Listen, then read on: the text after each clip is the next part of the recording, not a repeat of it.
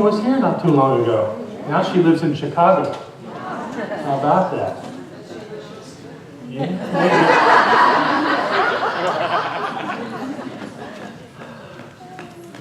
Good to be home. We had got a lot of good work done in Nevada. And occasionally we walk through a casino. Barbara won money. I was smart enough to stay away from all that stuff. We learned some things. We learned some things like the idea of keeping your phone on to send put something on Facebook that would tell people that you know that something great is happening here, and maybe fill in those couple of seats that are empty. It's all perfect. So we learned. We had a conversation about mission, and that's what I thought I'd share with you and talk to you about this morning. How many of you believe you know and can articulate the mission of Center for Spiritual Living Asheville? And I'm not going to call on you, so don't be afraid if you think you know it. How many people think they know it? Yes. Okay. That's my doing, because I haven't been clear with you. Today's the day to be clear about this. Because the idea of mission is that is the idea that drives everything you do as a community. It informs every action, so that if you want to do something that isn't aligned with your mission, you don't do it. You just don't do it.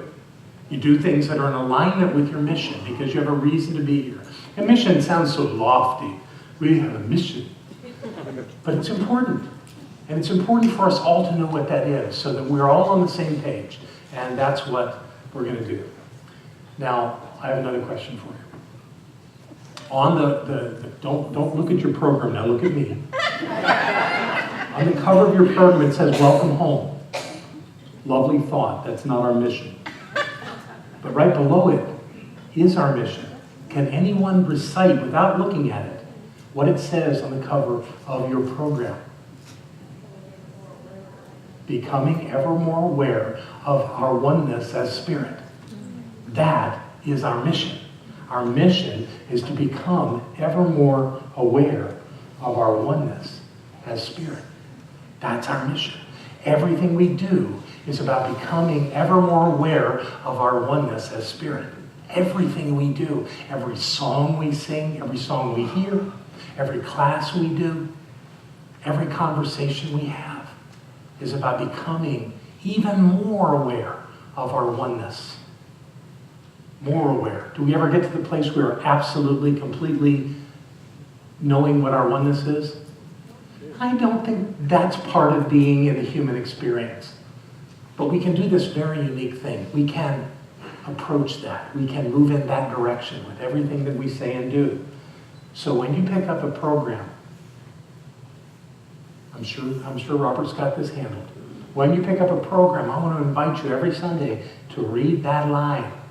To think about that line. I'm never going to put mission on there, because it doesn't need to say mission. It's the truth. This is why we're here. We have come here to become ever more aware of our oneness as spirit.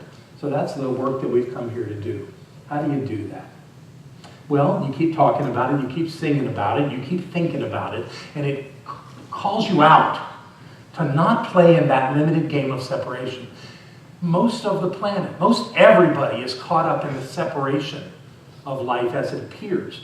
We have these wonderful things we call senses, and they tell us that we're separate, because I become aware of myself here. I can kind of do this, thinking on my body, and I can look out and see you. If I get close enough, I can get a hug, but still, that embrace tells me there's still two of us hugging. So everything about being in the physical universe tells us that there's more than one thing going on. The multiplicity, however, is the illusion. The truth is that we are the same thing. We are the presence. That's all it is. It's all about that. How does that work in our lives? Well, one thing we do here is we use the words of great thinkers to help us articulate this, help us to kind of refine it into our way of seeing the world. So why don't we go right to the top and talk about Einstein? You know, Einstein's a good shot, right? These are Einstein's words. As human beings, we exist within a greater whole, self-limited by time and space. We experience ourselves as separate from one another, a kind of optical delusion of our consciousness. This delusion is like a prison, restricting us to our personal desires and affection for only a few persons nearest to us. Our task must be to free ourselves from the prison by widening our circle of compassion to enhance all living creatures and the whole of nature in its beauty. Yeah, the scientist said that. And he's spot on. We create a prison of separateness. We create an us and them, a you and me. We create that division to where we can go into judgment, which just increases that separation, that chasm between us. So the task becomes to turn that around so that we can live in the compassion of it, is when we sense separation. When I don't like what you said, when I don't like the look on your face, when I don't like what is going on in your life, and I have judgment about that, I'm lost. I don't remember my oneness when I do that. I don't remember that there is really only one thing going on, and it's us. And I get lost. So how do I get back? My way of doing it is very easy. I say, John, where's God in this? And that forces me to look at that person that I want so much to judge and find fault in or separate myself from because I don't like what they're doing. It causes me to remember that that person in my life that I'm creating because I'm observing them and what they're doing is being translated into my way of understanding, and my job is to find God in the midst of that. Now sometimes that just comes with forgiveness, and forgiveness, as Edwin taught us so clearly, is simply about recognizing they're doing something different than us. And we wouldn't do that. But to judge it is what separates us. Let them do it. Let them do it. It doesn't matter. Find God in it.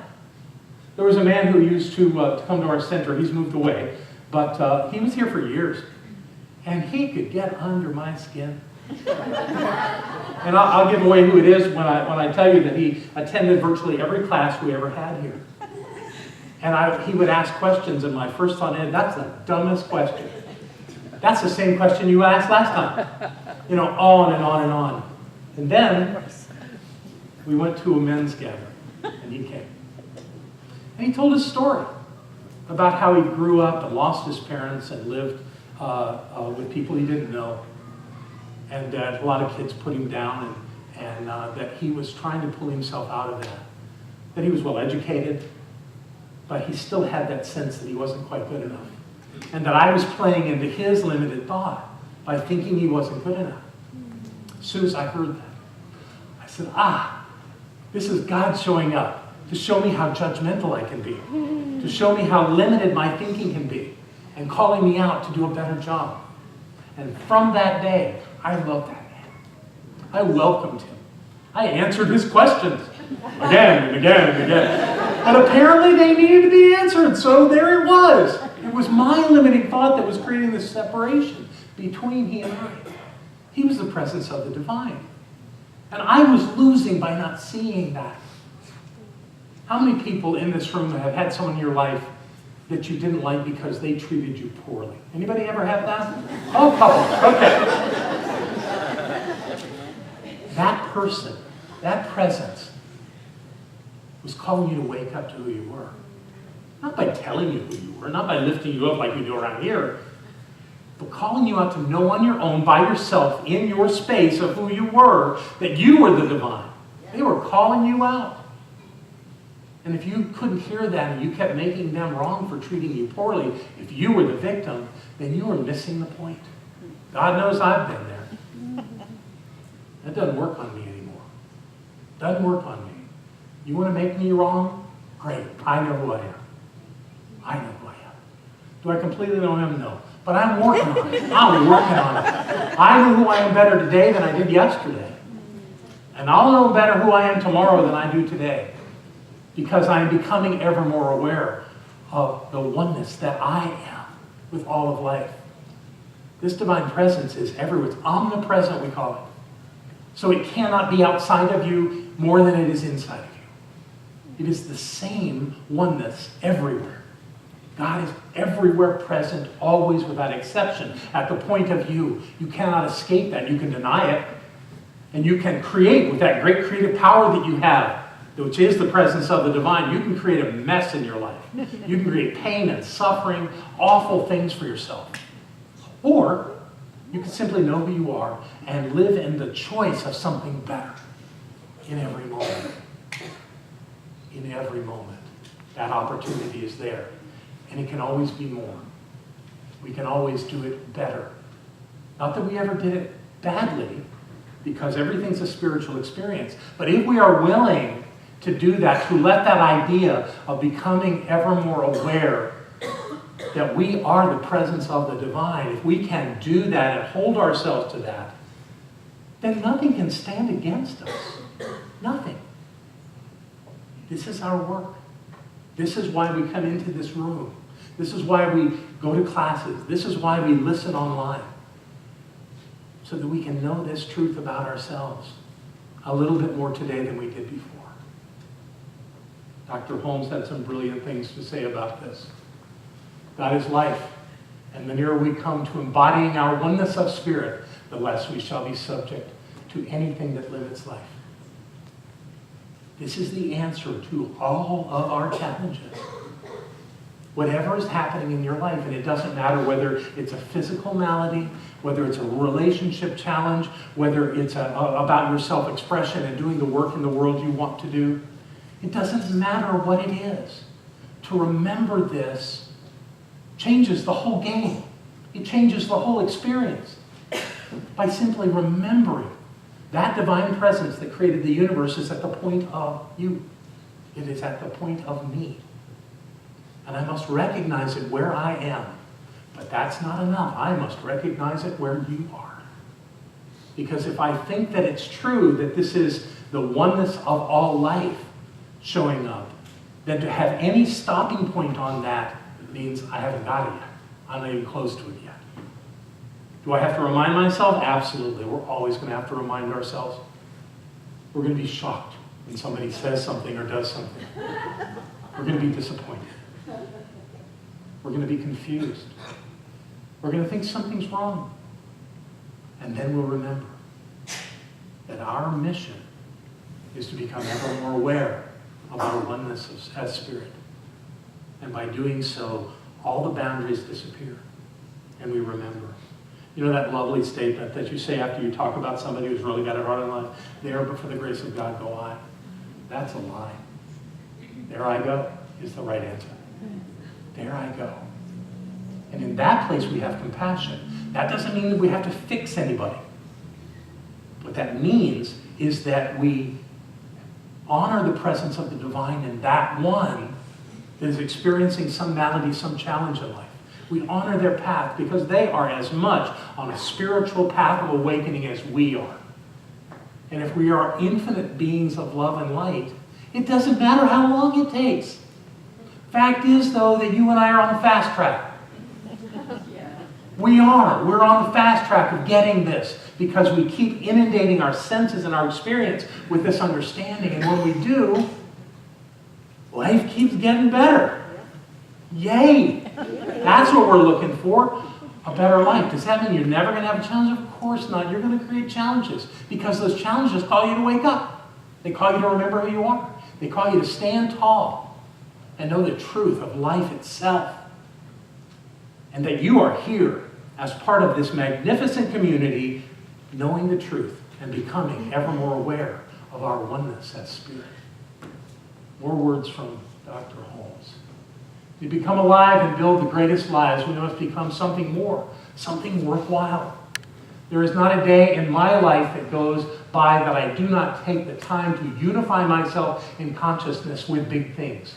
You think I am one with all activities, all industries, all commerce, and just feel that thought reaching out and encompassing all the great fields of activity in the world. Then you are one with the infinite stars in the heavens. And that is to see things. It is within our mental attitude that we choose what we are to become and nothing else. Nothing else. We are at choice every single moment. We are choosing how our life works out. I have a colleague several years ago spoke at an event. He normally shows up in a suit like I'm dressed today. Very good-looking man. But this day he came out in jeans with holes in the knees and a sweatshirt and a cup of coffee. And he looked at us and said, what you are thinking about me right now is creating something in your life. That's going on all the time. He just was able to illustrate that for us. But when you see someone that you have any level of disdain for, any discomfort with, anything that isn't quite right, that is calling you to remember the truth and to live in that truth. Because it's not enough to just know it. You got to live it. You got to live in the oneness. You got to live as the oneness. You've got to be the God being that you are, or you'll miss it. And all those lovely experiences will pass you by, and you'll be unaware. You have to live it. You have to hold yourself to that standard of life. If you don't, then you won't get what you've come to get. And I want you so much to get it. I want you to be that one that knows the truth is, because I want me to be that one.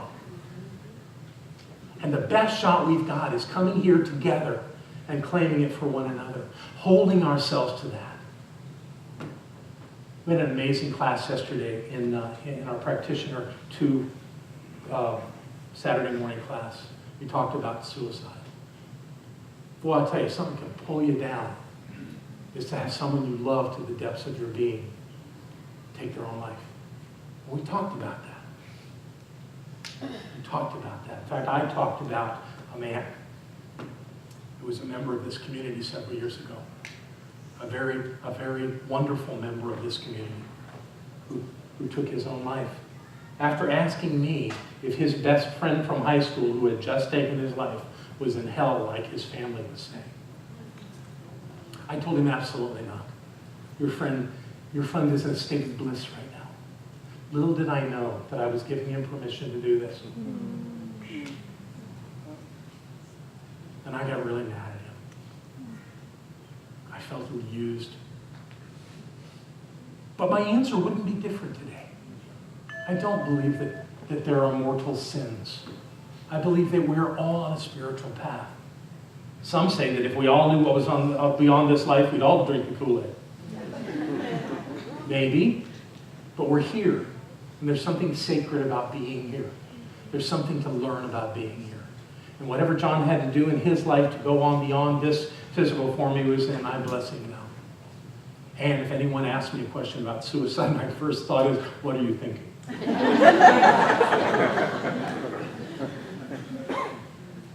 So I grew from that, as I grow from every experience in my life. As you grow from every experience in your life, unless you try to keep it at a distance so it can't touch you. You can.